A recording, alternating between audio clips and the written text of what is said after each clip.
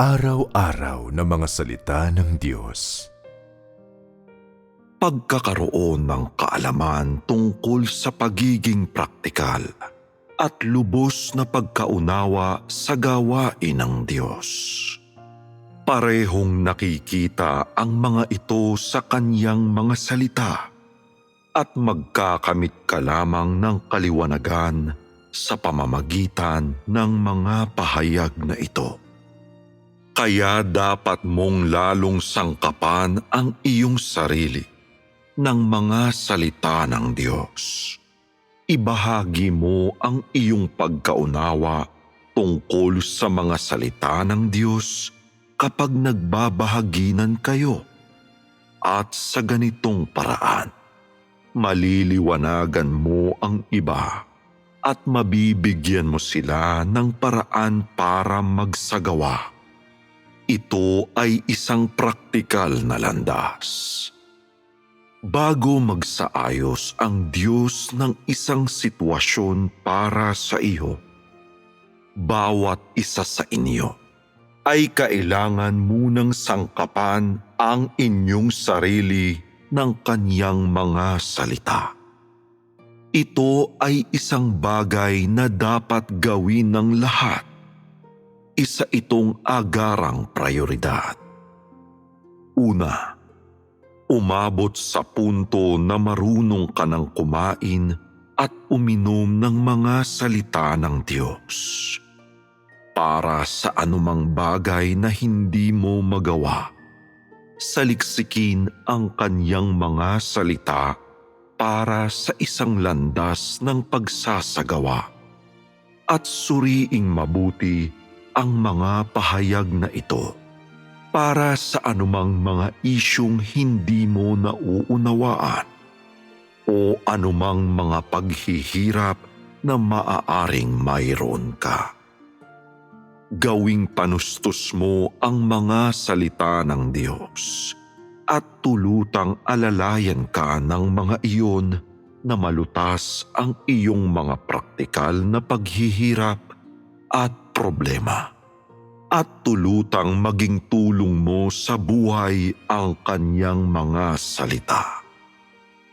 Kakailanganin ng mga bagay na ito ang iyong pagsisikap sa pagkain at pag-inom ng salita ng Diyos. Kailangan mong magkamit ng mga resulta. Kailangan mong mapatahimik ang iyong puso sa kanyang harapan. At kailangan mong magsagawa alinsunod sa kanyang mga pahayag tuwing may kinakaharap kang anumang mga isyu. Kapag wala ka pang nakakaharap na anumang mga isyu, dapat mong itutok ang iyong sarili sa pagkain at pag-inom lamang ng kanyang salita. Kung minsan ay maaari kang manalangin at pagnilayan mo ang pagmamahal ng Diyos. Sabihin sa pakikibahagi ang iyong pagkaunawa sa kanyang mga salita at ipabatid ang kaliwanagan at pagpapalinaw na nararanasan mo sa iyong kalooban at ang iyong naging mga reaksyon habang binabasa mo ang mga pahayag na ito. Bukod pa riyan, mabibigyan mo ng paraan ang mga tao para magsagawa. Ito lamang ang praktikal. Ang layunin sa paggawa nito ay para maging praktikal na panustos mo ang mga salita ng Diyos. Sa loob ng isang araw, ilang oras ang ginugugol mo kung saan tunay kang nasa harap ng Diyos? Ilang oras ng isang araw ang talagang ibinibigay mo sa Diyos? Ilang oras ang ibinibigay mo sa laman? Ang laging pagtutok ng iyong puso sa Diyos ang unang hakbang sa pagtahak sa tamang landas tungo sa kanyang pagpeperpekto. Kung kaya mong ilaan ang iyong puso, katawan, at lahat ng iyong tunay na pagmamahal sa Diyos, iharap ang mga iyon sa Kanya. Maging ganap na masunurin sa Kanya at maging lubos na mapagbigay sa Kanyang kalooban, hindi para sa laman, hindi para sa pamilya, at hindi para sa iyong sariling personal na mga hangarin, kundi para sa mga interes ng sambahayan ng Diyos na itinuturing ang salita ng Diyos bilang prinsipyo at pundasyon sa lahat.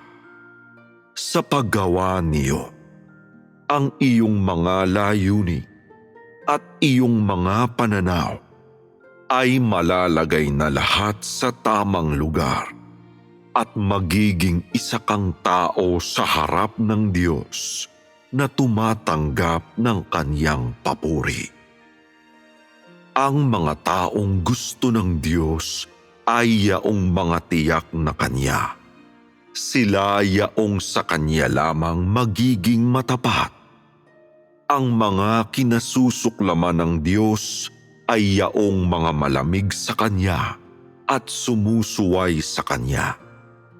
Kinasusuklaman niya yaong mga naniniwala sa Kanya at laging gustong masiyahan sa Kanya habang hindi pa nagagawang lubos na gugulin ang kanilang sarili para sa Kanyang kapakanan. Kinasusuklaman niya yaong mga nagsasabi na siya ay mahal nila, ngunit sumusuway sa Kanya sa kanilang puso. Kinasusuklaman niya yaong mga gumagamit ng magagaling at mabulaklak na salita upang manlinlang. Yaong mga hindi tunay na nakalaan sa Diyos o hindi pa tunay na nagpapasakop sa Kanya ay mga taksil at masyadong likas na mayabang.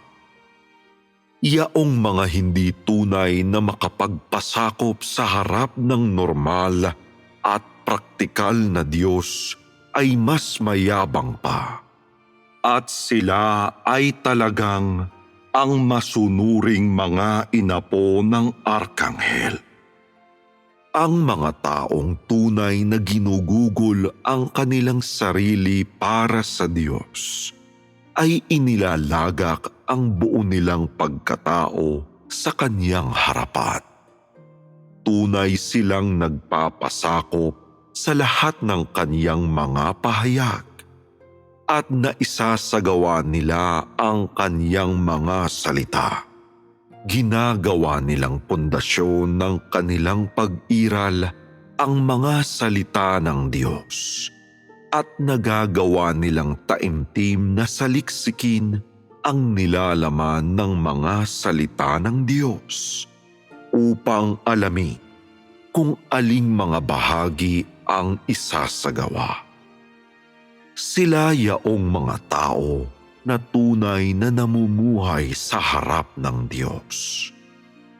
Kung ang iyong ginagawa ay kapaki-pakinabang sa iyong buhay at sa pamamagitan ng pagkain at pag-inom ng Kanyang mga salita, ay matutugunan mo ang mga panloob na pangangailangan at kakulangan upang magbago ang iyong disposisyon sa buhay.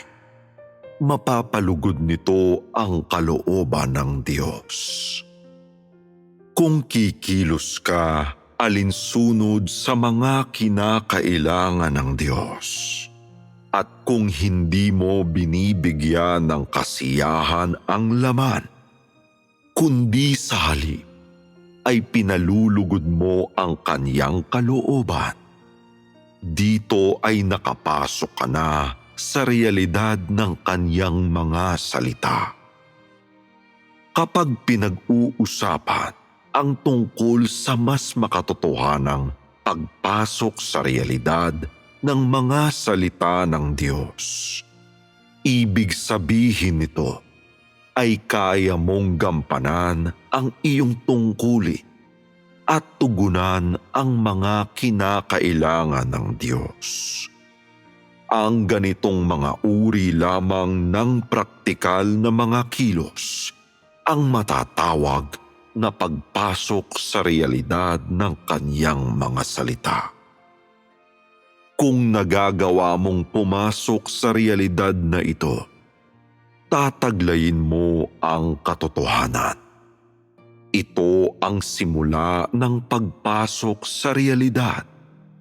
Kailangan mo munang magdaan sa pagsasanay na ito at saka ka lamang makakapasok sa mas malalalim na realidad. Pag-isipan kung paano susundin ang mga kautusan at kung paano maging tapat sa harap ng Diyos. Huwag mo palaging isipin kung paano ka makakapasok sa kaharian. Kung hindi magbago ang iyong disposisyon, mawawala ng silbi ang anumang iniisip mo. Para makapasok sa realidad ng mga salita ng Diyos, kailangan munang maging para sa Diyos ang lahat ng iyong ideya at saloobin. Ito ang pinakamalinaw na pangangailangan.